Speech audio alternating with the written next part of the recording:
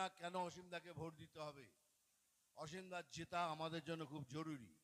ছোট মার্জিন হলে নেবো না, বড় মার্জিনে জেতাতে হবে। এটাই বুঝবো তোমরা আমাকেও ভালোবাসো, অসীমদাকেও ভালোবাসো।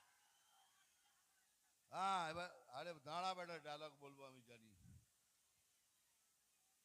অ্যাকচুয়ালি আমি ওই ডায়লগটা বলেছিলাম বলে এই সত্যবাদী পার্টি আমার ওপর কেস করে দিয়েছিল।